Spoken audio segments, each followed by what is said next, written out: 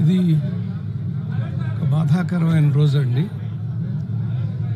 ఒక పత్రికా ప్రపంచంలోనే కాకుండా సమాజంలో మానవ ధర్మాలు, మానవ నీతులు, ప్రజాస్వామ్య ధర్మాలు ఎలా ఉంటాయో అద్భుతంగా చూపించినటువంటి మహానుభావుడు రామోజీరావు రెడ్డి.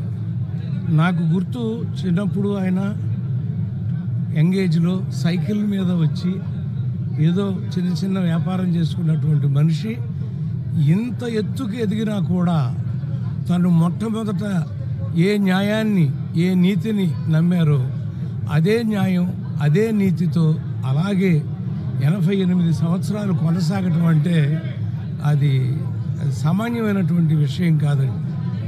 అంత మహానుభావుడితో మేము కూడా కలిసి సినిమాలు చేసే అదృష్టం మాకు కలిగింది. మౌన పోరాటం మీరు అందరూ చూసి ఉంటారు ఆయనది. ఆ సినిమా చేయటానికి ఎంత ఆలోచించామో, ఎండింగ్ ఎలా అనేది ఆయన అసలు కథలో కూర్చునేవారండి. కూర్చున్నప్పుడు నవ్వేసేవారు. ఏదైనా కమర్షియల్ సీన్లు చెప్తుంటే ఏం మాట్లాడుతున్నారు మీరు, మనం తీస్తున్న సినిమా ఏంటి, మీరు చెప్తున్నది ఏంటి అంటూ ఉండేవారండి. అలా ఒక పత్రికా ప్రపంచం ఏ వార్త అయినా సరే, ఎప్పుడైనా సరే, చిన్నప్పుడు ఏమనేవారంటే ఏదన్నా ఒక పేపర్లో ఒక వార్త చూస్తే ఈనాడు చూడండి అందులో కరెక్ట్గా ఉందో లేదో అనేవారు.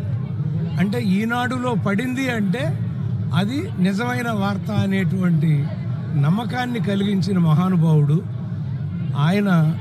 ఈ రోజున సెలవు తీసుకుని వెళ్ళిపోయారు. ఆయన భౌతిక కాయాన్ని చూస్తుంటే ఇంకా ఆయన జీవించి ఉన్నట్టుగానే అనిపించారండి. కళ్ళలో నీళ్లు తిరిగినాయి. నిజం, ఆయన జీవించే ఉంటారు. ఈ పత్రికా ప్రపంచం ఉన్నాళ్ళు జీవించే ఉంటారు. మంచితనం ఉన్ననాడు జీవించే ఉంటారు. న్యాయ పోరాటం ఉన్ననాడు జీవించే ఉంటారు అని తమ అందరికీ తెలియజేస్తూ సెలవు తీసుకుంటారు.